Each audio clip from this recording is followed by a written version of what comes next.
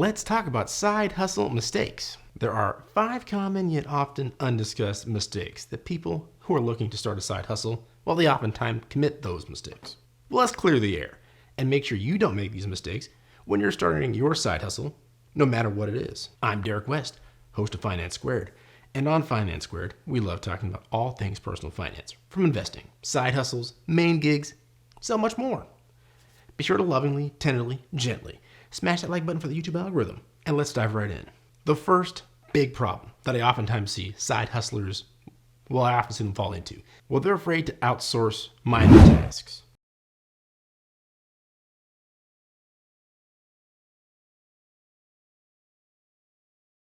One thing about being a side hustler and one thing about having the aptitude and the desire to do this sort of thing is that you kind of want to have control over every little thing. That means that you need to have control over minute things that don't really matter or make a difference or move the needle in the end to really growing yourself, growing your business, growing your side hustle. As your side hustle grows and maybe morphs into your main gig, that's when it's time to start thinking about moving off those menial tasks to other more skilled individuals who have the aptitude and the desire to accomplish those tasks.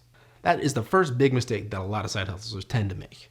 On the same topic and in the same vein, but in a different polarity, a lot of side hustlers outsource too early.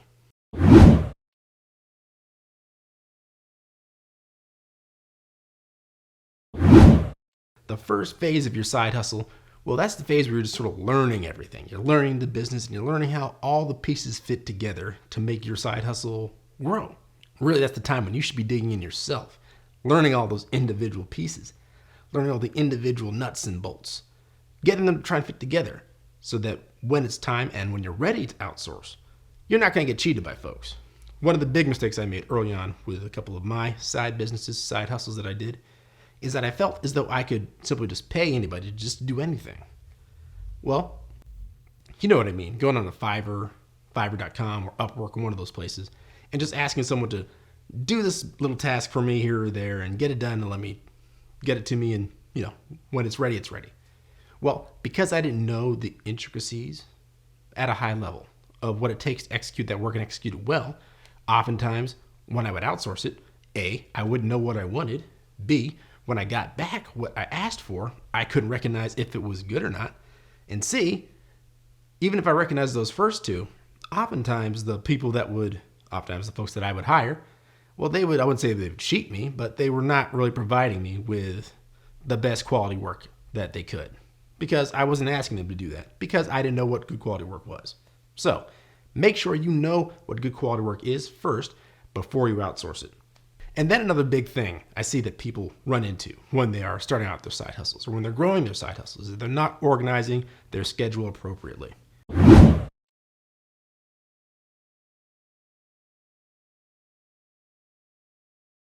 Now with a side hustle, you are in a unique position.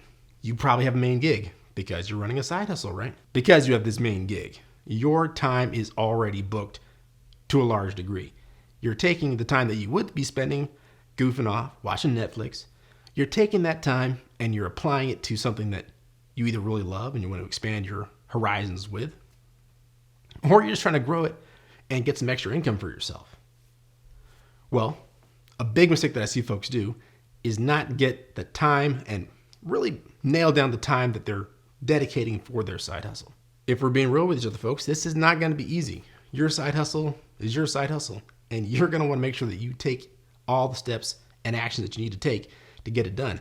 And that means scheduling time to get those things done.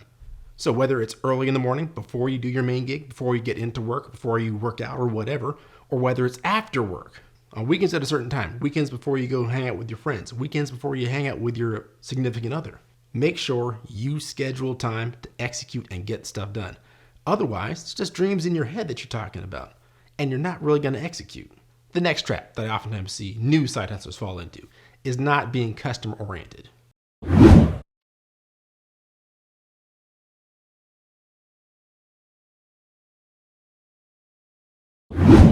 We've all been there. You purchase something online and you don't have the best possible customer experience for whatever reason. The person that's providing that customer experience might be a new side hustler. You see, one of the first things that side hustlers realize is that I'm providing a real business to folks, and they're giving me their money, and I'm returning to them a product or service. Oftentimes, it's not going to come across perfectly. We're not perfect beings. We never will be. So there's always going to be some friction somewhere in the process. You need to take that into account, and you need to make sure that whatever it is you're doing, you're focusing on the end user of that good or that service, and that their experience is the best. If you don't do that, even if you do get initial sales or you get traction here or there, eventually your side hustle is just going to flatten out or disappear. Or even worse, it'll never even get started. So make sure that you're being customer oriented when you start your side hustle. The biggest mistake that new side hustlers make whenever they start a side hustle is not picking the side hustle by assessing their skills, their desires, and their aptitudes.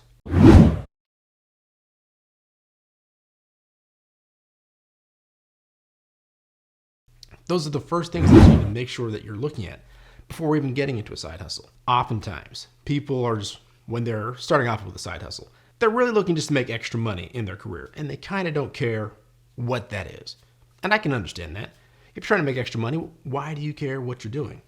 Well, the reason that you should care about those things is that if the skills that you are looking for the side hustle aren't there, if your desires, your wants, your needs, your ability to actually execute the side hustle, if that's not there, if your aptitude's not there, i.e. this is not something that you can execute, perhaps something has to do something with, a lot of mathematics or something of that nature. If the aptitude isn't there, whatever you do, even though you can execute the side hustle if your desire isn't there. You can make the side hustle work if your skills aren't there. Even though that can happen, it's going to be a long, long road.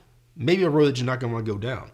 And more than likely, a path that you're not going to want to continue. Your side hustle should reflect the skills that you have or the skills that you're acquiring. It should reflect the desires and what you want to do. Your side hustle should reflect your aptitude, your ability to handle any of the tasks that come your way in the side hustle. If not, like I mentioned, you can do it and you can be successful at it. I'm not going to lie, but you're not going to like what you do. And that in the end is going to be a lot of pressure to quit early, or even if you don't quit, it's going to make your life miserable. Those are among the biggest mistakes that I see when people ask me, what are the biggest mistakes that side hustlers do? Let me know in the comments down below what mistakes you've made when you started your side hustle. I'm dying to know. And remember, a goal without a plan is a wish. A goal with a plan and no action is a wish list.